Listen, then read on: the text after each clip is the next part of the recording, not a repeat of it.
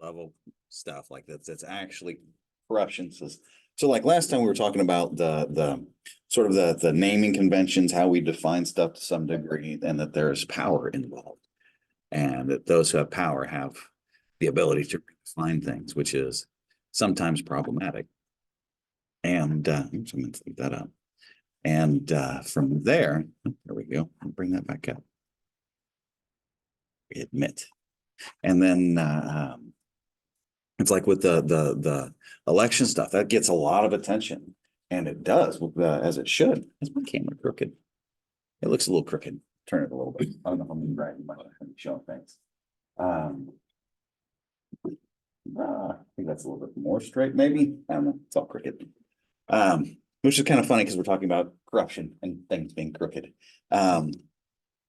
Yeah, and so the election stuff always gets a lot of attention, but really what it is with that is it's sometimes a misunderstanding with how the numbers are tracking and what those numbers actually track. And part of it's because it's just such an inefficient system for doing it, because it's always at individuals' will. They only have to they only have a voice if you meet the certain requirements and you want it, kind of thing. And so now we'll start to move a little bit into some of the actual crimes that you can see and then some of the simple stuff, but we'll continue to play with a little bit of that element of talking about history and politics itself. Here we go. And with that, did I send this to myself too? Policing stuff. I've got that, and I have politics stuff here. And so that's going to be some of that. And what's kind of interesting about this textbook is it moves from here into from political crimes into the next topic. I think it was public order. No, it was blue collar, and then it has public order separated out. And so it becomes really a hard thing to separate crimes against government, government corruption, and public order, because when you start dealing with those things, you start dealing with the nature of society itself to some degree. And you'll see some of that overlap with some of the stuff we'll talk about today, because as I start talking a little bit about like things like incitation and groups and the potential there for terroristic groups, it becomes one, it's complex. Two, it moves in multiple directions, and three, it's like it's a criminal justice issue, so it is what it is, kind of thing. And so if we start talking about from the outset, I probably need to have a talk. I made a draft about this. Maybe I didn't. Yeah, so I did have this one too. Boom. Societal change and that kind of stuff. And so, whether you're talking about this country or other countries, it's like all countries are in different states, different changes, different timeframes in their development. So you have that going on. But when we start looking at how things change and the nature of politics, it's like, okay, we've got population stuff to deal with there. But the big stuff is the power and definitions and that kind of stuff. From the outset, it would be like asking you all very simple questions related to governmental structure and things of that nature. So if I said, what type of country is this? You guys would say, we'll start with those online. What would you guys say? Make sure I can see Zoom if it pops up in the chat. What would you guys say in terms of what type of governmental structure do we have? I'm looking at Bailey, Brendan, and Ty. Don't everybody talk at once. That's interesting. Nobody's talking at all. Do you guys not know what type of governmental structure we have? Yeah, and so that's basically what we start getting at. That is correct. It's a republic. Often we hear the phrase democracy at play. And so when you start getting into the specific types of systems that exist, it's like you have those broad brush like democracy, republic, and oligarch, a whole bunch of other ones, monarchy, oligarchy. It's like for us, we would be classified as either constitutional republic or a democratic republic. Really, it's constitutional with some democratic processes. We want the best of both worlds there in terms of balancing out issues and people kind of thing, because we want to balance out both of those, because people separate on different issues at different ways. And, if you go too broad, it's really hard to talk about anything and kind of classify it.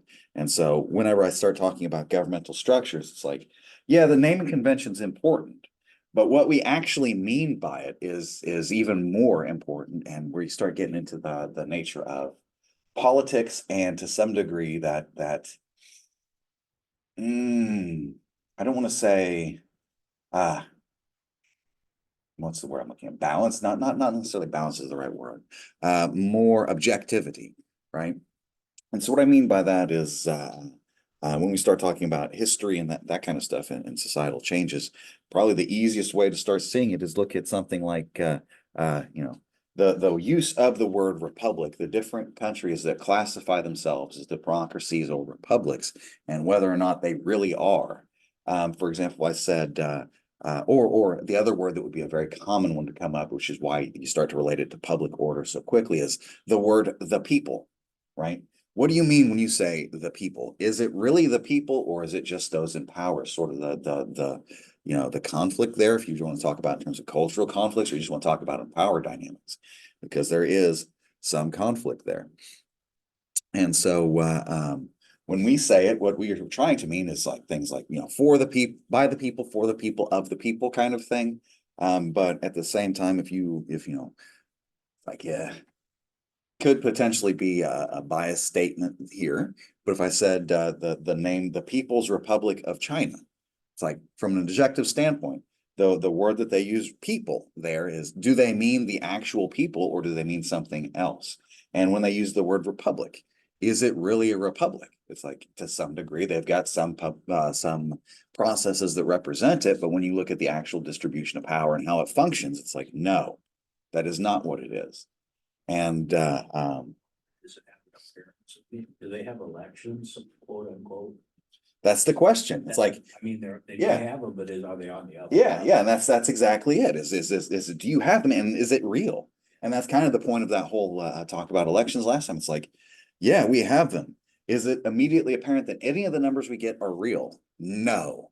And so what is kind of at play there is it's sort of the law of numbers and the concentration of problems, and that we've got a big enough number of people and enough number of spaces that in theory it should balance out. But really what we see there is there are concerted efforts to make sure people get to have their voice, and that not everybody gets a voice. And that's, so it's really hard to balance that out, because we got a lot of people here, and everybody's got, we've got to figure out a way to move forward as a society. And so that becomes a very, very difficult thing. And if I show you some of the things that will kind of key into that, this is where I get into some of the more interesting things that you'll see in history that the book doesn't really talk about so much. Yeah, be like this image right here. You've seen it before, right? 1963, the burning monk, self-immolation, that kind of stuff. And it's an extremely powerful image, right?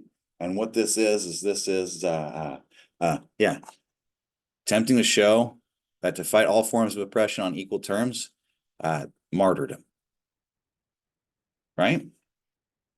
And so you get to see this on one side of societal change. On the other side of societal change, you could see something like, whether it's something like this, let them eat cake. That's one of those things that's, often attributed to was Andrew. And it's like, yeah, who actually said it? We don't know. But John, Rousseau. Yeah. Yeah. So Rousseau's the one who said it, but what it was is someone said it. He didn't say who. And then the social side of people said it's probably this person, kind of thing. But yeah. So what happens as a result is you have this cry go out, and what ends up happening there is it's interpreted the way that people do, kind of thing. Worse. Here, this is just Wikipedia, so you should go out and check these things. If you will find books on this, I can give you some of those too. So this is Russia. I mentioned this last time, I think, where you have an entire group of people repressed, arrested, deported, executed. Why? Because they made a good scapegoat, is what it is. They themselves had the appearances of being prosperous at a time when the country was not. And so what happens to them is death, and then what follows, because they were farmers, is starvation. Was that Russian Revolution. Yeah, that's a Russian, there- yeah, this is, yeah, if you look, Did they it's do that because of that, or was it take their land, just give them a reason to take their land? a little bit of both. I mean, if you start looking for political power, what you do is you find an enemy and you rally everybody against it, right? Yeah. And so you got this one, it's the same one. Here's, you know, just simple stuff. The Great Leap Forward, right? Economic and social campaign for the People's Republic of China from 1958 to 62, right? Deaths, 15 to 55 million type famine, that kind of thing. What happened? Yeah. Lies. Multiple grain yields bringing the industrial should be increased. And since it is what it is and people can't be honest, whenever they didn't make enough food, we still treated it like we had more than enough food because we're so damn good. And then after that, you have the starvation because lies are what kill things, right? Among many other things. It's always funny how they always put a positive name on something that's kind of. Yeah. Like the Great Leap Forward. Yeah, yeah. Something great, well, it's not. Yeah, it's something great and terrible, right? What was that? What movie is that? Weird how they do that. Yeah, yeah, and that's one of those things that's very, very common, and why we start getting politics. It's like, is what we're talking about really what we're talking about? You know, it's the common critique for any governmental action is they name it the exact opposite of what it does. Whether you're talking Freedom Act, whether you're talking Patriot Act, it's like, yeah, we're going to violate your privacy. How patriotic. We're talking Safe Streets Act. It's like, you know, what happens is you see crime start to spike. Is it a result or is it unattached? It's like unknown, but at least it has the appearances of not doing it, right? And when it comes to politics, it's more about appearances than anything. It's like, no, if you focus on the work and got the job done, it's like you're solid. Then you don't have to worry about any of it. But this is people. From there, Tiananmen Square is another one. That one's a little bit more recent. This is the one where you've got a person standing off. Yeah, person standing off to tanks. And so what you see is in times of politics, anything like that, usually what happens is it's a time of change. And you know, well, it's like they talk about survival and adaptation and that kind of stuff. It's like that's kind of a rough way to look at it, but that's something there. Next thing I wanted to show you, I'm not going to go too heavily into the speech stuff because we'll get into the public order stuff, but here's where you start to see it shifting in our society in different ways. And basically what it is the polarization increases in society. Both sides get called this word kind of thing as they talk about the other side, and that's the word criminal, right? And how many times are we talking about stuff like, okay, this attack was incited by such and such, right? Or, you know, this, let's see, incitation there. It's like, maybe, yes, we should look at it, but we should always look at that stuff. This guy, 22 years in prison for actions taken this day. What were specific actions? I don't know, but 22 years seems like a long time, right? Here, this is a different one where this same kind of protest, they you know, had some victimization there. $1 million seems like a lot of money, but is it? I don't know. When you start looking at political actions, that's not what I want to do. Move that one off. What's the next one? Sometimes when they find somebody, it isn't so much the people that get the money, it's the people that lose the money. Yeah. They're paying a price. Oh yeah. Oh yeah. And when it's deter people. and then that's where you really get into it. It's like if you really want to address something, it's not so much, you know, there's a lot to be said about taking clear actions that will directly start to resolve things. It's like this one right here. This was protests for BLM. This would be May. This is not the right date on there. Where's the date on there? Oh, February 2021. And so this would have been May 2020, right? The end of May, early beginning of June. Basically what happened is in 2020, when you had the last changeover, we had demonstrations where the church outside of the Capitol was set on fire. And what ends up happening there is nothing really. And so one side you've got happening, it's like, okay, we're holding one side of the rules, but a little too much. The other side, it's like there's no information there. And so as society is trying to make sure this issue gets addressed and corrected, one of the things that has happened is examples are made, and then it's like, oh my goodness, this is kind of an interesting thing to see how politics is weighing on these scales for the people involved. And They go to trial on that, or? what, the St. John's fire? I don't think they ever found anybody for that. Yeah, no information was given. And so it's like, with all of the stuff that's there, it's like you could probably identify people because there was a lot of efforts for that other one too. So it's like there's things that could be done. Do we need to put energy into it? Probably. I don't know. It's not immediately apparent.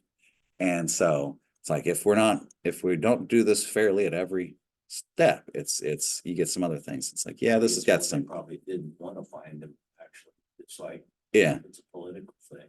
And then so on the other side, you have the same thing where it's like, you got some impeachment stuff here, and it's like, okay, basically what it is both sides call each other criminal and see who goes after who, right? When you start dealing with abuses of power, corruption, things of that nature. And so it's like you can see it on this big scale where it's like we got questions and we're not really getting much in the way of answers, and society starts to falter as a result. Or we can look at things that are a little bit more closer to smaller scale, more direct, more tangible kind of thing. Public corruption, is that considered like government corrupt, like political? Yeah, anything that's political, so it'd be you're in a public office, and since you're abusing your authority in that public office under the authority that you have there, that's where you get into the public side of it, because it's the public agency, governmental kind of thing. And so it's like here they kind of give a few things about indictments, Menendez in 2015. Still going on too, isn't it? I think so. Yeah. He got out of that. Yeah. Well, it's like Blagojevich kind of thing. He served time and then he got out. Not still in it, but if you look at he's from Illinois, it's like, okay, how many people in Illinois governors end up with prison sentences? It's like that's kind of the rule, not the exception in Illinois. It's like, what's going on there? There's a lot going on there. That'd be like saying, here's what this guy actually did. He attempted to sell the seat that was occupied by our once president there, because whenever he moved into the presidency, that seat became open, and it's Chicago. I can make some money, right? How much is it worth to you, this position? Because look, the last person who's in it, who occupied it, they ended up as president. That's political corruption right there, pretty cut and dry. And you can see it like that. You can also see it in smaller scales, and like here's some good examples. It all depends on. Oh, it does. They got a lot. Yeah, and so some of these are older cases, and so I'll show you this one. This one's from 2015. Yeah, and so it's like, okay, think about all of the overlaps between the criminal justice system and politics. It's like, yeah, you've got the agencies that are at the federal level that go in the federal government, but to some degree, they're largely removed from our daily life. It's like, yeah, they're there, but it's not the same thing as your local police, who are going to be like, okay, if I'm outside, they're like right over there. It's a little bit different. Sometimes, for federal agency, there's something going on. It's like, yeah, they'll be right there. They're real too. It's like, don't say that they're not, but it's just a different interaction, different interface. And so here's some examples right here of where you can quite clearly see that, if we've got these institutions that are publicly funded, that we have people who are publicly appointed into these positions and the power associated with it, sometimes they'll put their fingers on the scale. Okay, if they're doing it for something that's good and overwhelmingly good and unquestionably good, it's like usually people won't care for that because we like good things. If it isn't, then you're in dangerous territories, right? And so this right here, just from the outset, city manager takes back threat against police funding. It's like, what is that related to? Are there legitimate reasons why you would address police funding? And, it's like in terms of society, think about how much we've changed in that in just the last 10 years, right? That's going to be some pretty big changes in a really short time frame, much less than 10 years. Here, what it is city manager retracted a statement he would not recommend ballot measures to pay for more police officers until the police union fired its director. Okay, so yeah, now we're just purely into the political here, right? Because that's about, Okay, we've got someone who's unionizing officers and moving groups of people around. Okay, that's going to be a problem if their actions or intents don't align with mine. It's like, okay, that might be a problem. Then again, it's like, ooh, do you get to move in that way? There are reasons why we try to keep those sides of politics and operations separate. And so, Is that a crime? yeah. Is that like quid pro quo? Is that- Yeah, you start getting the public corruption, abuse of authority real quick. Yeah, that's why it says right here, he's retracting this statement. And it's like, you can, do it all the time. oh yeah, it's sort of like quotas in policing. It's like, yeah, no, you're not supposed to have them. At the same time, when it gets close to the end of the month and areas that are underfunded, what happens? You get pulled over if you're doing something wrong and you'll get a ticket. It's like, yeah, that's gonna be there. It's like, I could tell you about gas that I've seen that were the kind of reiterate I know this. it's really- Yeah. It's pretty political. Yeah, exactly. And these things always are. And so it's like, if you even disclose it, it's like, oh, now you're a political actor. Oh, thank you for that. I'm honest. Yes, that's a horrible problem. Right. And that's the big thing is how dishonest will people be? It is a horrible problem. It is. It's like people can't be. They can't be honest. They can't be. Well, hell, can't be it's biased. yeah. And so when you get to political crimes, that's exactly what it is. It's like the great leap forward, that element of the people, the republic, the naming conventions. When we talked about Marxism and that kind of thing, it's like, yeah, you get some of that in there because you can't question that element of power because it's concentrated so much in so few people that if you do that, people tend to be evil. And when you question someone who's got that kind of power, they might respond evilly. And that's often what happens. It's like the common example is like, okay, what happened to starvation deaths in Venezuela a couple years back? They made it illegal to claim starvation as a cause of death. That's how they dealt with their starvation problem. And that's what it is. It's like you're lying. You're just straight lying.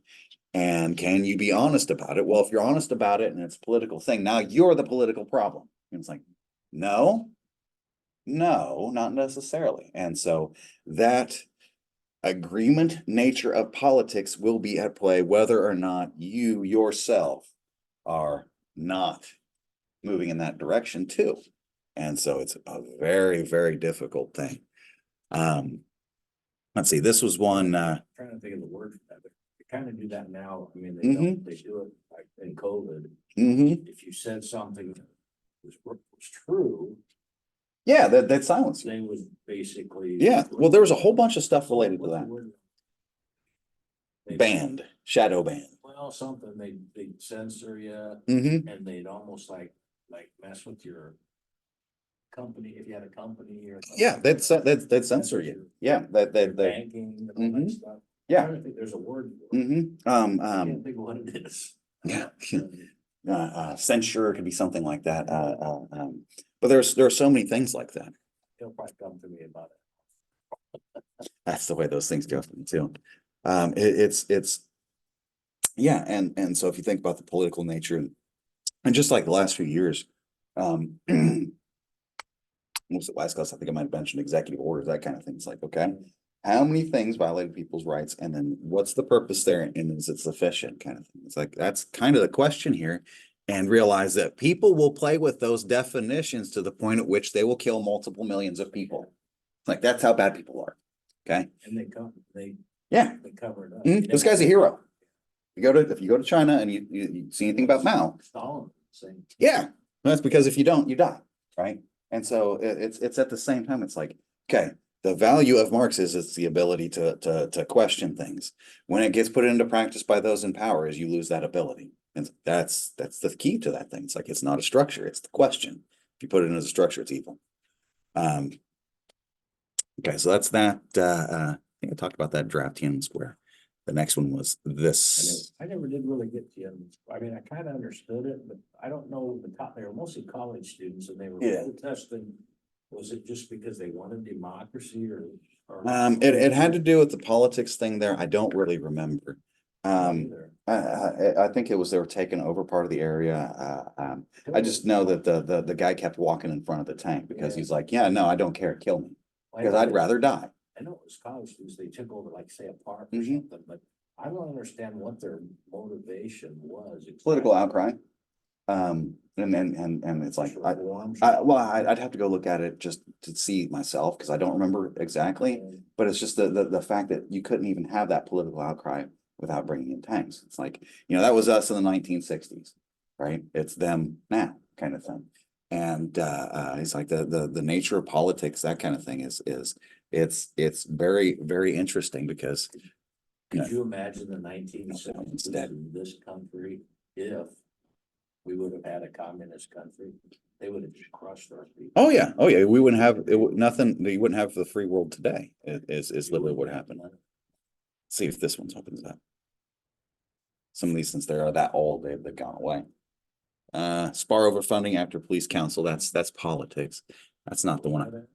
This one's again about 10 years ago. This would have been Richmond shootout kind of thing. So Richmond, Virginia. Baltimore. I think this is the one.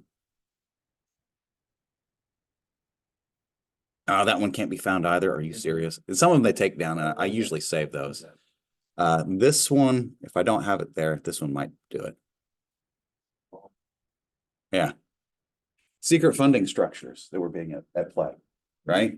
It's like, you want to talk about corruption. It's like, here is a whole donor, massive donor funding structure for actions that, since it's because due to the private nature of donations, to some degree, there doesn't have to be the same kinds of publicity.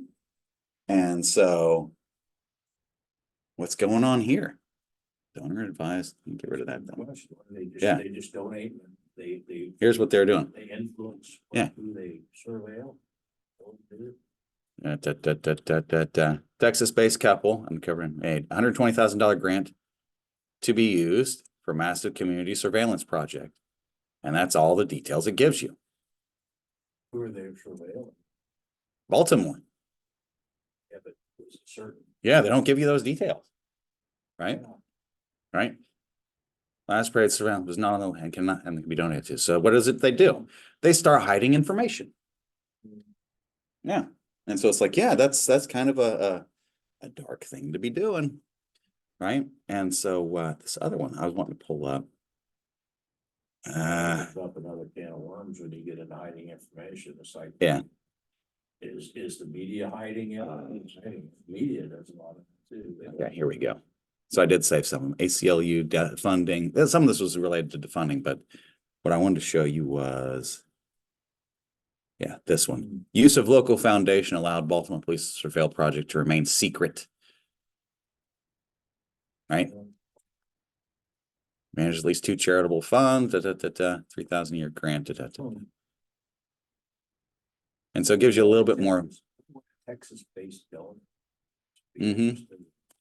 So here's what they did. Thousands of cameras across the streets of Baltimore. Massive data, massive surveillance, the likes of which has not been done much here, but you can find it over in England.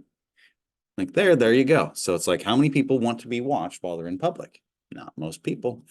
There was one in here, I don't know if I grabbed it, where it was funny because that's not against your Fourth Amendment rights. No. Privacy. Yeah, exactly. But it's one of those things. Yeah. And dang it, I didn't grab that one. There's one in here where there was a police officer who had quite literally, not police officer, but mayor, who had taken public funding for grants for the police, used it to buy personal vehicles. Like quite literally, it's like now the person's rolling around in, I forget what $100,000 vehicle he was rolling around in. It's like, that's the kind of thing you start seeing at with this stuff. And so I can see where that's not really illegal. Yeah. Is it illegal?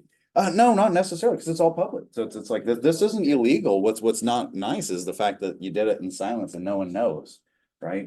It's the same kind of data collection efforts that you see in other places, which is done in secret. You do start to get in a territory where it's like, okay, is this really what we're doing? Here's the only quick question I have. What company is it that's doing the surveilling and all that equipment? Does it have a kick, like? Oh, I'm sure there's all kinds of kickbacks. Whoever's doing the funding is somehow getting the money back. I don't know. Oh yeah. Getting a contract or something. There's always a connection when people do things for certain reasons. Yeah, and that's exactly one of those things that if you get really deep into the political side of things, it's like okay, how bad could corruption be? How many different ways can the social networking work Because usually we only look at it like direct transactions kind of thing. It's like, okay, so instead of sending money from me to you, I'm going to send it over here, and then it's going to go over here. And then from there, it'll go from here into this fund where you can use it this way. It's like, yeah, no, that's not how that's supposed to work. Yeah, and that's some degree. It's like, okay, you have business people, they get really dangerous and stuff like that. Yeah, yeah, and so And the other thing is not paying that person directly, but paying a relative with that person. yeah. That's another one. Yeah, and so it's like there's all kinds of opportunities here for stuff to come in and disrupt the system, to bring in corruption. And also it's like if you have someone who's got a particularly dark bend, it's like, okay,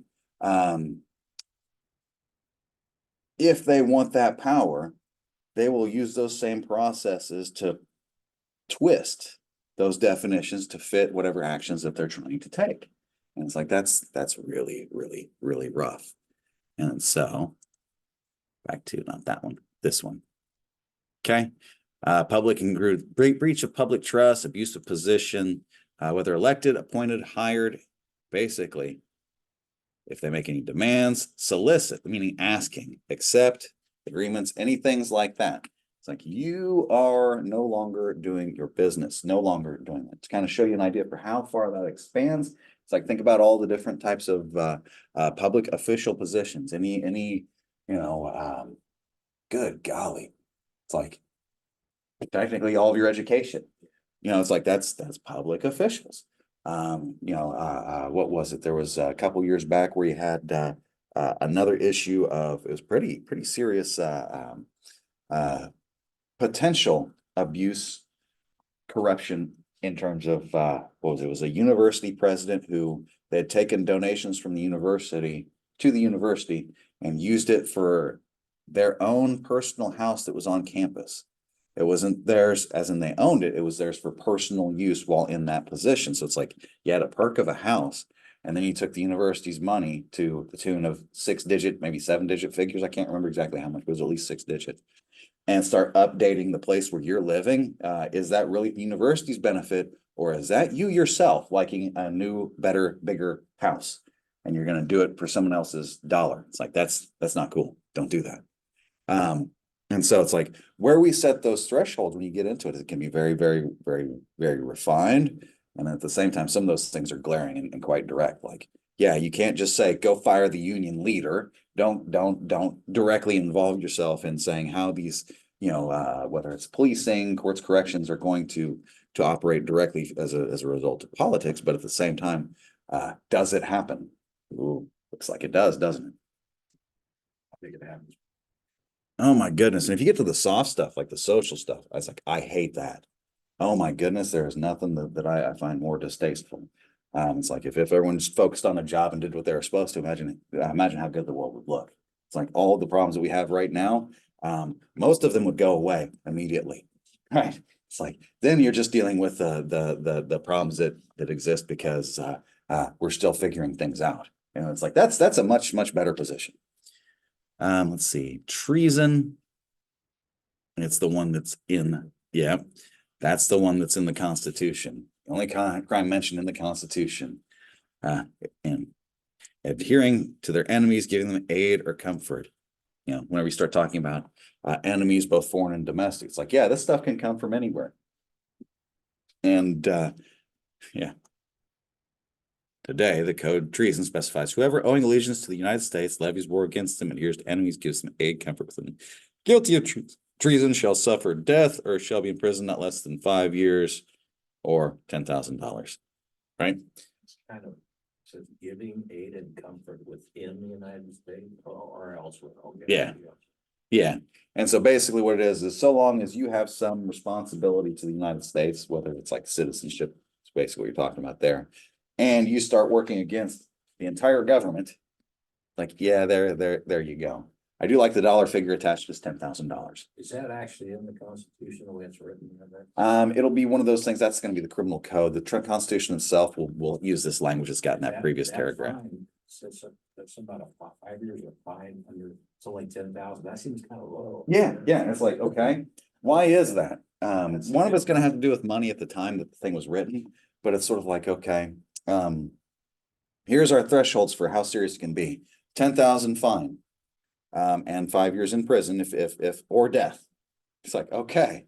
One of those is, yeah, you're gonna sweat for a few years. One of those is you're gonna sweat for a few years and then you're never gonna sweat again, right? And so that's a bit different.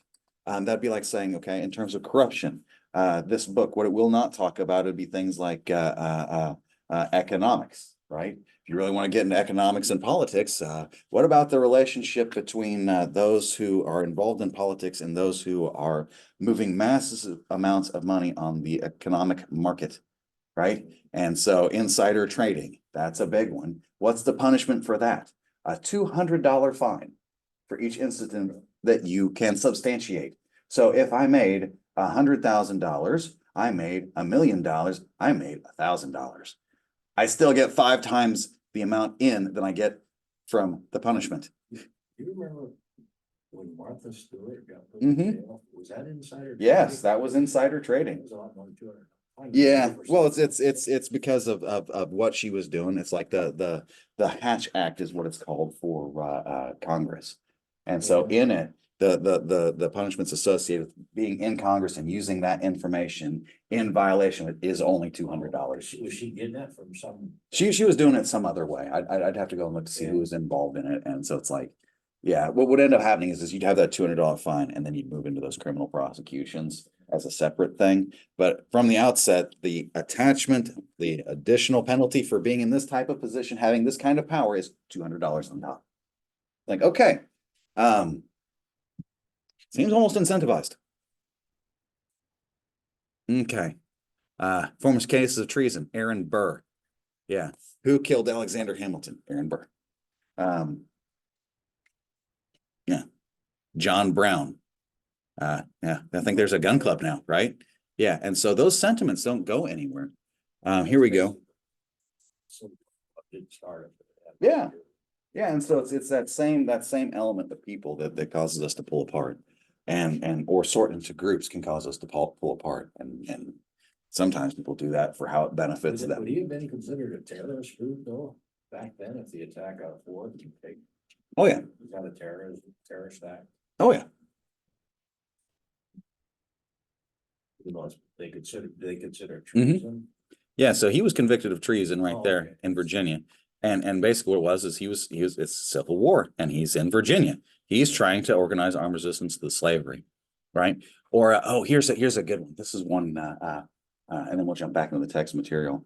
This is just kind of a funny one.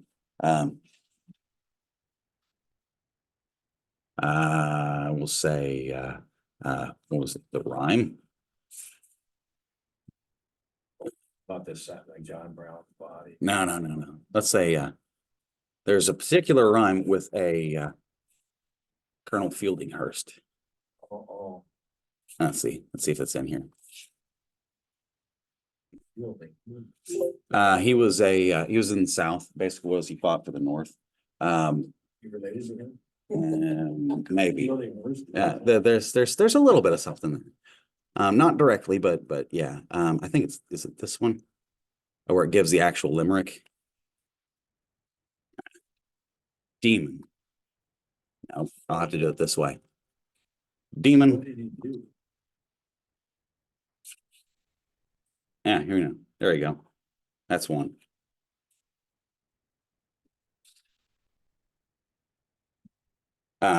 This will give you a little bit more story. There you go. God save us all from that demon called Hearst. I figured you guys would like that one. Yeah, so basically what it was is he was on the south side of it. Everyone knew he was a sympathizer. They tried to kill him. They tried to kill family members. He returned the favor, right? And so it's like, yeah, it's like, this is what you get in this time frame with these types of people. It's changed in our society to some degree. We don't view that kind of violence as acceptable, but realize at the same time, it's like we're only a stone's throw away from that kind of behavior again, right? And that's what's scary is because that stuff's not acceptable. And if you look at that from a perspective of that political nature, it's like in that time frame, if one side would have won, he would have been executed. The other side won. They were not happy with his actions because they were very cruel and that kind of thing. And it's like, yeah. To some people today, that kind of action is seen as heroic. It's like, no, that's cruelty. It's what it is. Because it aligns with the sentiment that you agree with, does not mean you should negate that cruelty right from the outset. It's like, that's where that corruption starts. That's where that twist starts.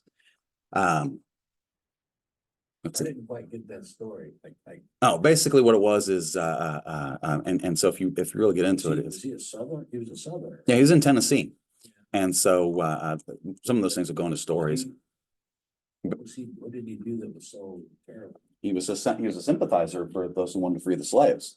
And so whenever you're making actions like that, you're both, you're south. He was a sympathizer. He was like an abolitionist. Yes, he was an abolitionist. Okay, Yeah, I yeah. thought it was the opposite. No, he was an abolitionist. So he fought for the North.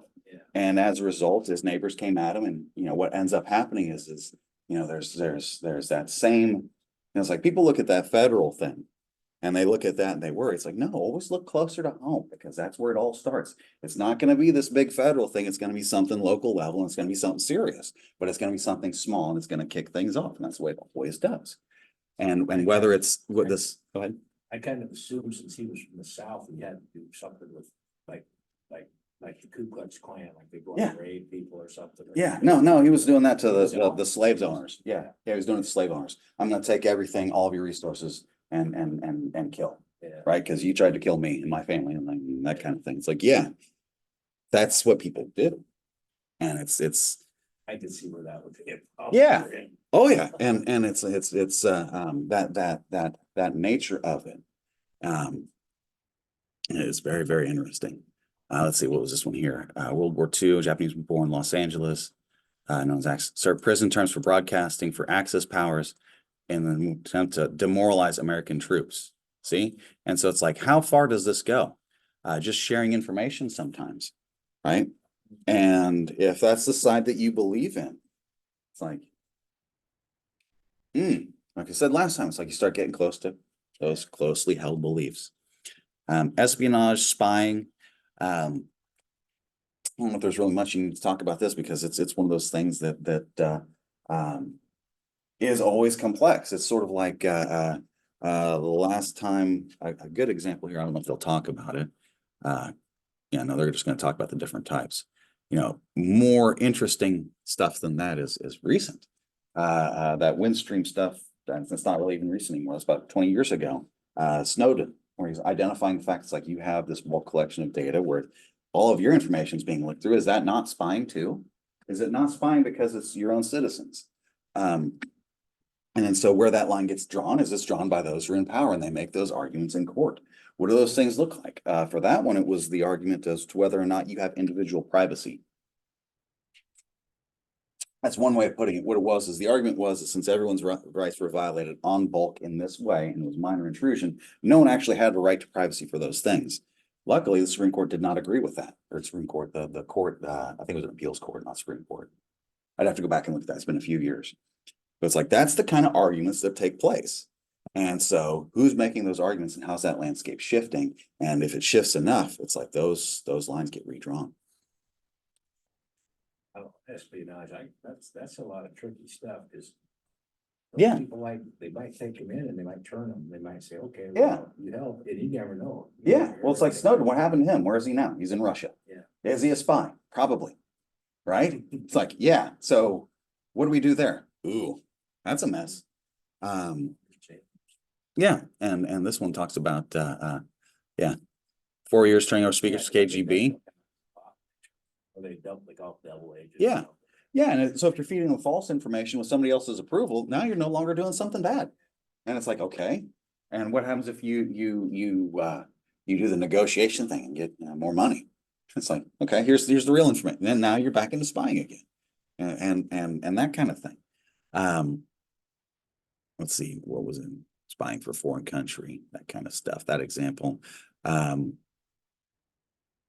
was another example I want to talk about in terms of, it would be just like spying on people in this country, or that we spy on people outside of the country. It's like those lines, what is acceptable? Spying inside the country is not for your own citizens, typically. But if you're going to look at someone who's outside of the country, do we have any qualms about that? Not generally, right? Because they could be an enemy. So is industrial espionage, is Mhm. that? How is that illegal? Explain that to me. I mean, you're taking something, it's like an idea, Yeah. right? Um, How is that illegal? Depends on its purpose and use and what's attached to it. To give you an example, I've seen issues with intellectual properties and control and access and basically espionage spying. Here's a good example. You work in engineering, something of that nature. We'll say information stuff. You're going to be dealing with the systems or the processes involved with the Department of Defense while we're doing that. It's going to be part of a contract that's going to be run through a university. The students we're going to bring into it are going to be the students or the graduate students in that particular field. They got over here, the ones who are funding their schooling, as they're an international student who are being paid through the government that is an adversarial government. Do we take them in as students? Yes. What about that other issue? Do we control for that, or we just not look? You obviously don't want to ignore that. You want to look at that. And then if you see a problem there, it's like, yeah, that's exactly where you're at. And so it's like that. That's the kind of things you lose, whether it's the information that's attached to it, the processes that are developed, that kind of thing. And you end up with very, very, it's like here they talk about biospace or biotechnology space, that kind of stuff. And it's like, yeah, anything that's an advancement. Is that like a lot of patent infringement stuff? Yeah, that's essentially it's before it's even gotten into the patenting process. It's like as we're still developing it, this is so rapid, so new. It would be sort of like when we started talking about what would be a good example? New technologies and that kind of stuff. Let's say if we developed a way to deliver mass amounts of explosive devices using instead of the way we normally deliver missiles, we used drones on large scales. It's like that kind of thing. It's like, of course, that technology is not new, so there's nothing new there. But if we'd done that in the 90s, it's like, yeah, you're going to be right over here kind of thing. If you had that technology back then, someone would be trying to steal it. And there's stuff like that today. That's still a little fuzzy to me about about industrial espionage. Mhm. Yeah, it's basically, it's more about the organizations and money is really what it is. And then attached to it as well as the danger to the entire country kind of thing because of what's involved. I could see if it's like a government contract, Mhm. like something to do with the military. You know, like Mhm. a contract to build something for the military and somebody stole it. I could see how that could be pretty, you know. Yeah, here's what I talk about the Economic Espionage Act of 96. Two provisions, foreign agents, and then one at all forms of. So it's like that's it's like it is a fairly recent thing because technology just continues to develop. But it's like those types of problems are not uncommon, particularly if you're if you're stations like this where you have research going on. If you have research in certain areas, whether it's technology, information sciences, computer sciences, engineering, biology, all of those areas, it's like hotbeds. Like our areas can be at times, it just depends on what you're actually doing. That's one thing that I think is very interesting about the world is how in a capitalistic society where people make money for their inventions, people seem to be more motivated to invent things. But in communist countries, they'd rather steal things. Yes, it's I don't know extraction. why there's a big. Yeah, well, it's extraction. It has to do with the accounting of resources kind of stuff. You have to concentrate that in so few people that's so much. That's like saying there's a big pile of money over there, right? Okay, I'm going to take a little bit for myself, and then if you have enough people doing it, it's like there's nothing there.